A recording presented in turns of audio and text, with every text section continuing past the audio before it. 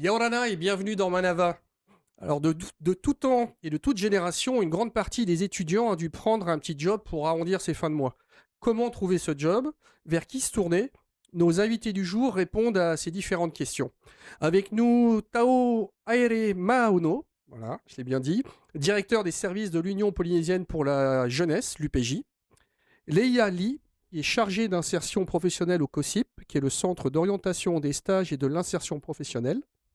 Ruini Pittman, qui est en Master 1 de droit et qui est aussi tuteur en droit à la bibliothèque de l'UPF. Et Jean-Louis Delteral, qui est directeur de Polynésie Intérim. Bien ça. Bienvenue à tous les quatre, ravi de vous accueillir sur ce plateau. Merci. Tawere, alors explique-nous ce qu'est l'UPJ et quelle est son utilité. Alors, l'UPJ, c'est une fédération, donc on est sous le statut d'association loi 1901. Et l'UPJ a été créé en 1978 à la demande des pouvoirs publics pour asseoir tous les partenaires qui travaillent en faveur des jeunes, auprès des jeunes, des enfants, autour d'une table pour enrichir les réflexions et développer la politique publique en faveur des jeunes. Et donc l'UPJ s'est transformé en 1993, puis en 2003, et est devenu un organe indépendant, autonome. Et donc aujourd'hui, nous sommes une fédération qui fédère 64 associations membres et on regroupe un réseau d'à peu près 13 000 enfants accueillis chaque année dans l'ensemble de nos dispositifs. Et vous mettez en place, c'est vous qui, Alors, au niveau logistique, mettez en place différentes opérations pour les jeunes. Exactement. Donc, on s'occupe non seulement des grandes manifestations jeunesse, le Tauri Move, le Festival de la jeunesse, l'Inter-CVL, le Tahiti Comedy Show, le Upanui. Oui, c'est très large. Voilà. Et ensuite, on a un autre volet qui est le volet accompagnement du réseau associatif, où là, on est très clairement dans l'animation du réseau, la mise en synergie de l'ensemble des forces associatives, que ce soit pour différents dispositifs, ou on est également partenaire du pays et de l'État dans la mise en place, la réflexion des politiques publiques en faveur des jeunes. Ben voilà qui est complet. Maintenant, on sait à quoi sert l'UPJ. C'est une très bonne chose. Léa, même question pour toi. Quel est le rôle du COSIP et à qui est-il destiné? Alors le COSIP, le COSIP, voilà. COSIP, tout à fait, COSIP, on se comprend très bien. Et à destination principalement des étudiants, mais pas que. Finalement, on a un peu le tout venant. On peut avoir des parents qui viennent se renseigner ou des lycéens qui anticipent un petit peu les démarches sur l'université. Donc c'est principalement étudiants, mais c'est ouvert un peu finalement à tout public. Et on est vraiment la continuité du centre d'information et d'orientation, le CIO, mais cette fois-ci sur l'enseignement supérieur. Voilà. Jean-Louis, donc toi, tu as bonjour, tu as une société d'intérim. Et est-ce que l'intérim est une option idéale pour les étudiants en Polynésie? Alors, idéal, je ne sais pas, mais une option effectivement, parce que nous embauchons quand même pas mal d'étudiants sur un certain nombre d'opérations ponctuelles, telles que par exemple les inventaires. On a régulièrement des personnes qui font de la caisse dans des magasins. On peut avoir également dans les cinémas. On a des opérations de comptage, par exemple, sur la route, lorsque le territoire a besoin de savoir quels sont les flux de véhicules à tel ou tel endroit, sur tel ou tel carrefour. Donc globalement, on a pas mal d'étudiants qui travaillent avec nous. Est-ce que les étudiants ont le réflexe de venir vers vous? Alors, pas forcément, donc c'est un appel. Il faut qu'ils viennent pour deux raisons. La première, bien entendu, c'est pour les jobs d'étudiants, mais la deuxième, c'est qu'on a beaucoup besoin de candidatures une fois qu'ils ont terminé ou qu'ils sont en passe de terminer. Hein, parce que le réflexe n'est pas forcément là, contrairement à ce qui se passe peut-être en France, où tout le monde, que ce soit les étudiants ou n'importe quel demandeur d'emploi, même des gens très qualifiés, passent par l'intérim parce que c'est la façon d'embaucher aujourd'hui. Alors explique-nous un petit peu ce qu'est l'intérim. Alors l'intérim, déjà nous sommes des sociétés privées, donc on n'est pas le CEFI, même si on a une vocation qui est un petit peu similaire et qu'on a quand même une vocation sociale.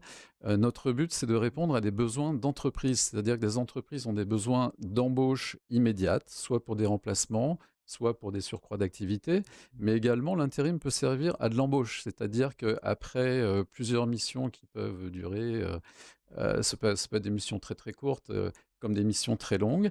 Au final, les personnes qui sont embauchées en intérim, comme elles ont l'habitude de travailler dans les sociétés, évidemment, elles sont embauchées en priorité. On a pu observer si elles étaient suffisamment sérieuses, impliquées, ainsi de suite. Donc ça, c'est côté entreprise. Et puis du côté du salarié, l'avantage, c'est qu'on gagne en expérience. hein. Donc, on est adaptable, on a l'habitude de travailler avec des personnes totalement différentes, des secteurs totalement différents. Donc, bon, pour prêcher pour ma paroisse, je pense que c'est un bon moyen de trouver un emploi en Polynésie et ailleurs, bien Ouais, sûr. c'était un petit peu l'idée. Ruini, toi alors, tu es en Master 1 de droit. Exact. Et Exactement. quel type de, on va dire, de job tu as trouvé pour pouvoir rentrer un petit peu d'argent en fin de mois, quoi? Alors moi, j'ai été recruté en octobre 2021 en tant que tuteur en droit. En fait, j'ai été Alors qu'est-ce que c'est qu'un tuteur en droit? en tuteur en droit. En fait, donc le principe du tutorat, c'est de faire de l'assistance pédagogique auprès des étudiants. Donc, quand on est tuteur en droit, on fait de l'assistance auprès des pédagogique auprès des étudiants de licence, notamment, licence de droit à l'Université de la Polynésie française. Donc très concrètement, on va les aider dans leur révision, vu des examens, on va les aider à assimiler peut-être des notions qu'ils n'auraient pas compris Car toi, tu as en déjà cours. l'expérience et tu leur fais Voilà, partager et ton savoir et ton expérience. exactement. Voilà, ça permet en fait à l'ancienne génération, si je puis dire, d'étudiants d'aider la Ce qui est nouvelle, très bien, ça. voilà, qui est peut-être en perte de repère aussi, parce que la méthodologie de travail au lycée n'est pas la même qu'à l'université. Donc, on les aide à se réadapter à ce nouvel environnement à l'université. Et donc toi, enfin, tu t'es porté vers ça et tu avais besoin d'un job étudiant, comme on dit. Voilà, ben, ça me permettait aussi d'avoir de l'argent de poche hein, à chaque Mhm. fin de mois et puis voilà, de faire un premier pas, je dirais, vers l'autonomie hein, vis-à-vis de mes parents, vis-à-vis de ma famille. C'est toi qui as Voilà. fait la démarche, tu as postulé? Alors non, j'ai été contacté par l'un de mes professeurs parce que les tuteurs, en fait, sont sélectionnés parmi les meilleurs étudiants de la promotion et j'ai été retenu. Donc voilà, c'est comme ça que... C'est bien, ce qui est bien de le rappeler, c'est que pour les étudiants qui sont en première année, vous voyez, si vous Mm. bossez bien, vous pouvez très bien être, on va dire, perçus comme de bons élèves Voilà, et on vous exact. propose ce genre d'option, ce qui est pas mal. Exact. Taouere, tu vas nous parler, toi, du service civique comme alternative pour les étudiants. Exactement. Alors, l'engagement au service civique, alors d'abord, c'est un dispositif d'État qui a été le sujet de pas mal de réflexions au sein du gouvernement central. Le dispositif est né en 2010, c'est un dispositif qui a été réfléchi, faisant suite à l'annulation de l'obligation du service militaire. Sur le territoire hexagonal, les services d'État ont rencontré quelques soucis avec les jeunes, hein, et c'est ainsi que la réflexion a démarré pour, justement, voilà, qu'est-ce qu'on peut faire de ces jeunes, et puis qu'est-ce qu'on peut surtout faire pour éviter qu'ils aillent caillasser n'importe où. Et je le dis parce que c'est l'état d'esprit du dispositif service civique. Pragmatique. Exactement. Et donc, il est arrivé en Polynésie française en 2011-2012, hein, avec la signature de la Convention État-pays. Et donc, le dispositif service civique, il est tout simplement adressé aux jeunes âgés entre 16 et 25 ans. Et c'est l'unique et seule condition, Voilà, puisqu'il pas de n'y a pas formation d'autre particulière, pas de diplôme Exactement. particulier, c'est bien de le préciser. Exactement, il n'y a pas d'autre prérequis pour entrer dans l'engagement au service civique. Ensuite, le service civique, eh bien, alors tout dépend de la durée du contrat, bien évidemment. Il existe plusieurs types de contrats. Il y a des contrats donc de 6 mois allant jusqu'à 12 mois. Hein. Donc en Polynésie française, l'UPJ propose des contrats allant de 6 mois à 12 mois. Et donc l'objectif du dispositif service civique, c'est tout simplement de venir servir la nation auprès des collectivités, que ce soit associatives, que ce soit institutionnelles comme les communes, auprès des services d'État et du pays également. Et donc, l'objectif premier du dispositif, c'est d'abord d'inciter, de sensibiliser les jeunes âgés entre 16 et 25 ans, au don de soi, au volontariat, à l'engagement au service des pairs, au service de la collectivité, au service de la nation. Et l'engagement de l'État, c'est de pouvoir valoriser cet engagement des jeunes par le biais de l'indemnité nationale d'abord, et ensuite l'indemnité complémentaire qui est offerte, elle, par les structures d'accueil. Alors, comment ça Euh, fonctionne? alors, tout simplement, il y a une période de recrutement en fonction des différentes structures. Les offres d'emploi sont disponibles soit sur le site du Haut-Commissariat ou sur le site du ministère de la Jeunesse Donc, et c'est des toute l'année, Sports. hein, il n'y a pas de période Exactement, il particulière. n'y a pas de période particulière. Et donc, tout au long de l'année, les offres d'engagement volontaire apparaissent sur les différentes plateformes et chargent aux jeunes de pouvoir candidater. Alors, là aussi où c'est ultra bénéfique, c'est que tu peux candidater sur n'importe quelle mission sur l'ensemble du territoire national, hein. Donc, tu peux être à Tahiti et candidater sur une mission qui se situe à La Réunion, à Marseille, à Paris. Et vice-versa pour les jeunes qui sont situés sur le territoire national, hexagonal plutôt, et puis candidater sur une mission en Polynésie Dans ce cas-là, française. qui prend en charge et le voyage, l'hébergement. Alors, pour ceux qui font le déplacement, le déplacement et l'hébergement L'hébergement. est aux frais des engagés en service civique. Après, tout dépend des structures dans lesquelles les jeunes candidatent, hein. Bon, pour côté expérience, à l'UPJ, nous n'avons jamais accueilli de volontaires depuis le national. Il y a eu des candidatures, mais voilà, Compliqué. les coûts de Ouais, voilà. déplacement et d'hébergement, voilà. Oui, ça peut se faire en interrégion, on va dire, en Europe, en France, mais en Voilà. Polynésie, plus compliqué que de Il y a, partir. il y a un souci de mobilité Ouais. aussi, quoi, hein. Alors, question aussi, on va dire, pragmatique, et je poserai la même à Jean-Louis ensuite.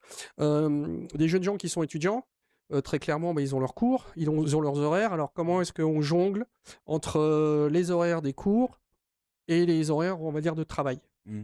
Alors, et c'est la raison pour laquelle le dispositif, c'est une réelle chance pour les jeunes, puisque le cadre réglementaire du dispositif service civique a veillé à ce que toutes les, comment dirais-je, toutes Les les contraintes ou les caractéristiques, les contraintes horaires, oui. contraintes des différents jeunes soient prises en considération. Alors, dans le cadre réglementaire, il y a une obligation de mission allant de 24 heures à 48 heures hebdomadaires. Et donc, charge à chaque structure de pouvoir Voilà. organiser les On plannings voit avec des l'étudiant, et jeunes. l'étudiant va dire, moi, par exemple, j'ai cours le lundi Exactement. jusqu'à 16h. Ils vont dire, bah, tiens, si tu veux, tu peux faire 17h, 20h. Enfin, je donne des exemples comme Voilà, ça. ou le week-end. Ou le Hein, week-end, le voilà. week-end. En fait, c'est un quota d'heures à fournir. Exactement. Jean-Louis, dans le cadre d'un intérim, Alors c'est un petit peu différent parce que pour les entreprises, on a besoin d'avoir des personnes qui soient disponibles en général à des périodes bien déterminées. C'est la raison pour laquelle les jobs étudiants sont plutôt des opérations ponctuelles. Sauf, par exemple, un travail de week-end où on sait que bah, les personnes sont disponibles, par exemple, le dimanche pour travailler en grande surface. Ça, il n'y a pas de souci, hein. Donc il est possible. ou alors le En- soir, ou ce genre de oui, choses. le soir, mais enfin, en général, c'est plutôt le week-end hein, qu'il y a une disponibilité. Mais c'est vrai que les étudiants se trouvent confrontés à une concurrence de la part d'autres personnes, parce que souvent, ce sont des métiers qui sont quand même peu qualifiés, des missions sur lesquelles nous, en fait, on a beaucoup de candidats qui ne sont plus étudiants, Mm. malheureusement, Ouais, donc, ils sont et donc confrontés qui aussi à sont- des travailleurs qui, eux, cherchent. qui, eux, cherchent du travail et qui sont beaucoup plus disponibles. Mais il y a des opérations, donc sur des opérations ponctuelles, on a besoin de sérieux, on a besoin de nombre aussi de personnes, parce qu'on a besoin par exemple de 60 personnes sur une journée, sur une nuit, sur 3 jours. Là, on fait beaucoup appel à des étudiants, hein. Mais sur des métiers, sur des besoins comme par exemple de la caisse, bon, eh bien c'est simple, on sait que des personnes sont disponibles, on appelle, l'étudiant est disponible ou pas disponible, de toute manière, on trouvera toujours quelqu'un parmi le vivier des personnes que nous avons qui vont pouvoir travailler ce week-end-là. Mais c'est vraiment, je dois dire que c'est un handicap quand même, hein, de ne pas pouvoir disposer de son temps, Ouais. même par exemple d'avoir un mi-temps, tout simplement, parce que le travail, la mission peut être une mission à mi-temps, ça peut être un remplacement, et donc ben, quand on a des cours, c'est un peu De compliqué. toute façon, faut pas oublier une chose, c'est que c'est pas le système idéal, on va dire. On a tous, enfin en tout cas, nous sommes beaucoup à avoir eu des petits jobs en étant étudiant, et on sait que, je pense que tu vas être d'accord avec moi, il y a aussi une implication, c'est qu'à un moment, on sait qu'il va falloir aussi peut-être moins dormir, ou peut-être moins faire la fête avec les copains, parce qu'on doit aller faire son job. Ouais. J'imagine que Renouy, tu es d'accord avec moi? Oui, oui, bien sûr, hein, il faut savoir, Winnie, pardon, je me suis trompé. savoir en fait, Il y a une réelle implication, mettre quoi. les priorités là où elles doivent être, hein. C'est sûr que, comme tu le disais, ben, faudra faire des sacrifices, C'est ça. faudra moins sortir peut-être en semaine, être prêt à renoncer à une certaine vie sociale pour se concentrer sur, Et oui, il fallait. sur Enfin, je ses voulais qu'on mette le études. doigt dessus quand même, parce que c'est pas un job de vacances, quoi. C'est pas la même chose. Leïa, comment est-ce que le COSIP, je vais y arriver. Comment est-ce que concrètement vous allez aider les étudiants? Alors déjà, nous, on a ce qui est bien, c'est qu'il y a le côté orientation et insertion professionnelle. Donc, on en est déjà là dans l'éclaircissement un peu des projets de l'étudiant. Mais en parallèle, plus concrètement sur les jobs étudiants, nous avons un site qui permet de recenser les offres de stage et d'emploi qui nous parviennent de la part des entreprises, mais ça peut être aussi des établissements publics, hein. On a des institutions qui nous contactent également, que ce soit pour des stages ou des offres d'emploi. Et il y a donc du coup ce travail qui s'effectue auprès des étudiants d'un accompagnement sur comment constituer sa candidature, réaliser un CV, une lettre de motivation. Tous les étudiants n'ont pas forcément ce prérequis-là. Donc il y a vraiment ce côté un apprentissage finalement de la valorisation de soi au travers de ces différents documents, hein, parce que même ça, on l'apprend pas forcément à se valoriser, à mettre en évidence les peu d'expérience qu'on a, parce que ce que tu Par disais, définition, on sort de l'école, donc on n'a pas tout à d'expérience. fait, tout à fait. Alors qu'en fait, si on en a, mais il faut savoir le dégager, il faut savoir le décrypter. Et voilà, nous, c'est ce travail-là qu'on effectue auprès des étudiants. Et après, grâce à notre site qu'on met régulièrement à jour, ils viennent piocher des Voilà, offres c'est aux pour étudiants de venir sur le site du COSIP pour voir ce qu'il y a à voilà, disposition. c'est ça, ou venir directement nous voir. Et nous avons aussi en parallèle, donc je répondis un peu sur la position de Louini, on a également des offres en tant que vacataire au niveau de l'université dans les différents services, que ce soit pour des événements ponctuels, on a besoin des fois d'étudiants, mais on a aussi besoin, nous par exemple, pour notre service, on a besoin d'étudiants vacataires pour faire des missions type accueil, renseignement de premier niveau. Donc très clairement, il faut avoir une démarche aussi positive. Il faut aller chercher le job. Il ne Tout faut à pas fait, il faut être attendre qu'il proactif. tombe tout Mm. seul et que ça soit Mm. dans les différentes options que nous Mm. venons de mettre en avant. Tu voulais rebondir sur Je quelque voulais chose? rajouter quelque chose, c'est en matière de stage, on s'aperçoit que les jobs étudiants sont souvent la conséquence d'un stage. C'est-à-dire quelqu'un qui a montré ses qualités Qui a pendant fait le un bon stage, qui a stage. fait un bon stage. En général, quand on a un besoin en entreprise, à ce moment-là, évidemment, on va demander au stagiaire en priorité de savoir s'il est disponible ou pas. Bah, c'était bien de le préciser. Tawaere, est-ce que le service civique est, je pense que la réponse est oui, mais est possible aussi dans les îles, c'est-à-dire que des jeunes gens qui ne seraient pas de Tahiti, on va dire, ou de Moorea, peuvent aussi signer un contrat de service civique dans leurs propres îles. Ah oui, bien sûr, puisque alors sont éligibles au titre de structure agréée par l'État, les communes, les associations, l'ensemble des collectivités. Alors, il y a pas mal de communes qui sont dotées d'un agrément service civique, notamment au Tuamotu. Je reviens hier de Makemo, où j'ai eu la chance de pouvoir former les engagés en service civique de la commune de Makemo. Donc, les communes possèdent des agréments et donc oui, il est possible de devenir engagé en service civique, même dans les communes les plus éloignées, puisque à l'UPJ, on a des services civiques qui sont situés sur l'île de Fatouiva, aux D'accord. Marquises, l'île la plus méridionale. Et donc, voilà, donc c'est vraiment possible, Donc c'est bien de leur rappeler qu'ils peuvent s'orienter vers les mairies. bien sûr. Déjà, en plus, poser les questions. C'est peut-être la base, mais réussir à poser les bonnes questions et se Mhm. dire on va pouvoir trouver un job. Winnie, est-ce que beaucoup de jeunes gens cherchent des jobs au sein de l'UPF ou c'est plutôt tranquille? En tout cas, je sais que l'UPF fait régulièrement des appels d'offres, hein, comme disait ma collègue, pour recruter des vacataires. Et oui, en effet, il y a beaucoup d'étudiants, hein, de ce que je vois, notamment sur les réseaux sociaux, qui semblent intéressés pour être recrutés au sein de cette administration. Et c'est tout à fait normal, puisqu'ils sont arrivés à un âge où voilà, ils ont envie de découvrir la vie professionnelle, ils ont envie de gagner leur propre argent, encore une fois, ils ont envie de faire un premier pas vers la vie active. Léa, on parle des étudiants, donc la majorité sont normalement majeurs. Mais est-ce qu'il est possible aussi, je te poserai ensuite la question, d'avoir des petits jobs pour les lycéens?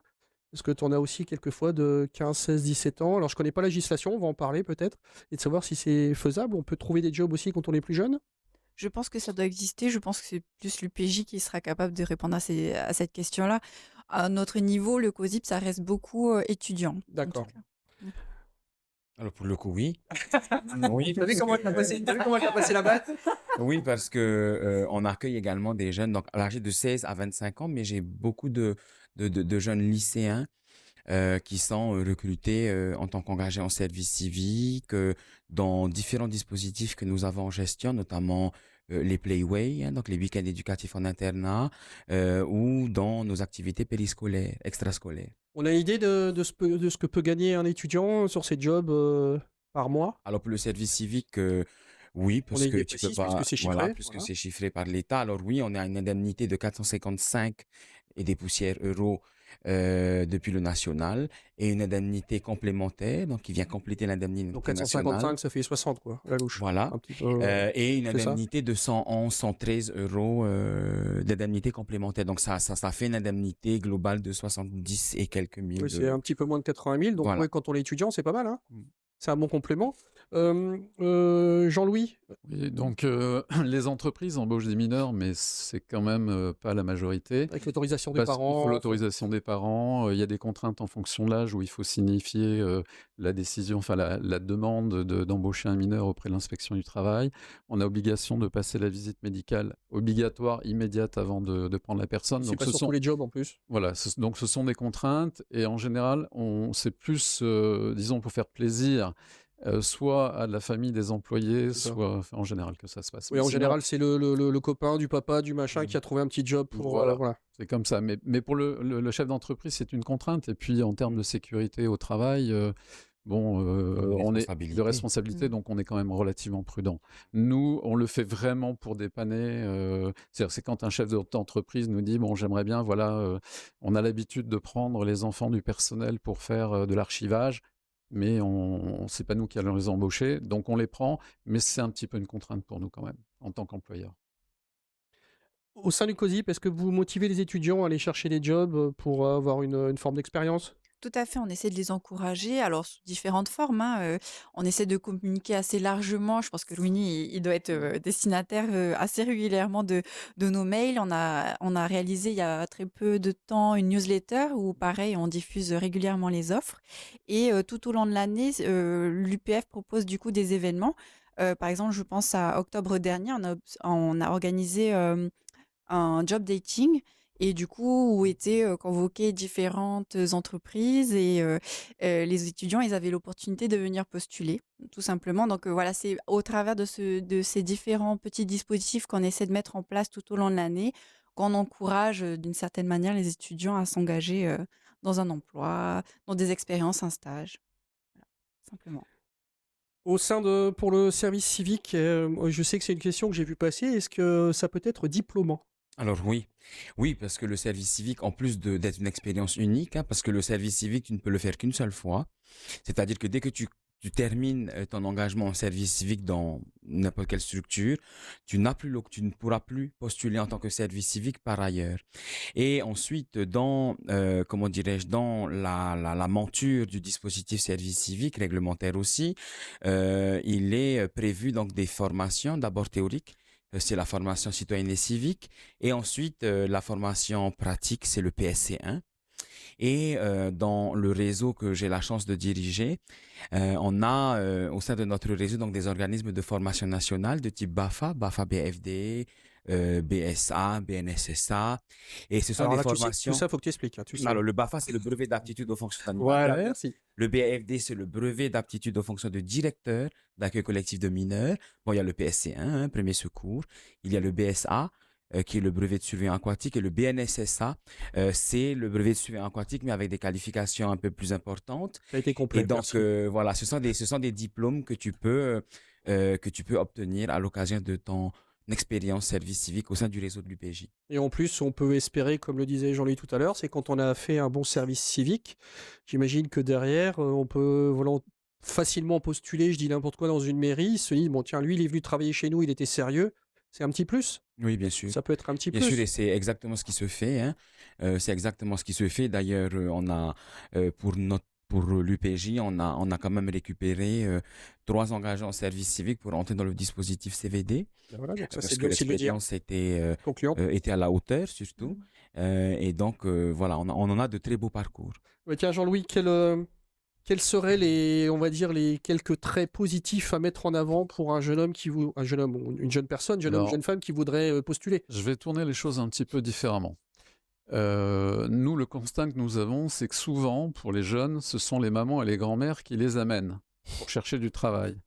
Et ce serait bien que beaucoup de jeunes se prennent en charge. Et il faudrait qu'ils se rendent compte que tout ce qu'ils font pendant leurs études, que ce soit tenir un stand aux puces, vendre des plats pour un voyage, aider dans une association, tout ça sont des choses qu'on valorise pour quelqu'un qui n'a pas d'expérience. Donc, on s'aperçoit que plus ils ont eu en fait d'initiatives de ce type, plus en fait ils sont capables de se présenter quand ils arrivent Donc, en agence. s'il n'y a pas eu spécialement de diplôme, on va mettre en On avant s'en moque. leur implication. Exactement, leur implication, le fait que bon, mais ils ont travaillé pendant les vacances à faire de la peinture, par exemple, ça montre qu'il y a une volonté de bouger, ça montre qu'on a été capable de faire quelque chose, et il faut montrer qu'on a été capable de façon autonome, éventuellement, de mener un projet. Toutes ces choses-là sont des choses qu'on valorise. Quelqu'un qui utilise, par exemple, dans un stack, le snack des parents, la carte bancaire, c'est-à-dire encaisser la carte bancaire, avoir un contact avec de la clientèle, c'est quelque chose qui est positif parce que c'est une ouverture d'esprit, c'est une capacité d'accueil, des expériences de vie. Ce qui est très important aussi, c'est le comportement en entreprise, c'est le comportement vis-à-vis des clients qui viennent, voilà. Des employés au sein de l'entreprise, voilà. la direction. Toutes ces choses-là, pour des personnes qui n'ont pas d'expérience, c'est quelque chose de très positif et on en tient compte. Et quelqu'un qui vient régulièrement, c'est-à-dire qu'il va se présenter, si on vient se présenter une fois qu'on dépose son CV, très franchement, on a tellement de CV qu'il faut vraiment que la personne se démarque. Si elle vient régulièrement, si elle vient une fois par semaine, une fois tous les 15 jours en disant voilà, je suis disponible en ce moment, est-ce que vous avez quelque chose? Forcément, ça va attirer l'attention des personnes qui recrutent chez nous. Eh ben, tu as bien fait de mettre ça en lumière parce que c'est très important. Ruini, c'est toi qui vas avoir le mot de la fin. Oui. Comment est-ce qu'on motiverait des étudiants de première année pour aller chercher un petit job? Quel conseil tu pourrais leur donner?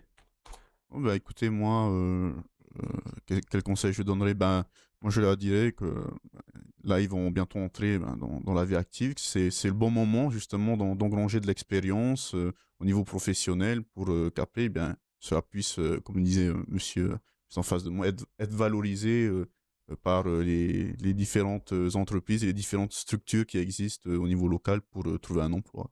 Très bien. Vous avez maintenant quelques pistes ou idées pour vous aider à boucler votre budget tout en poursuivant vos études. Et comme l'ont indiqué nos invités, c'est aussi de vous que ça doit venir. Donc, allez chercher les informations, allez sur les sites différents et vous allez sûrement y trouver votre bonheur. Merci à tous d'avoir répondu à mes questions. Cette émission sera en replay sur le site de TNTV. Bonne fin de journée avec TNTV.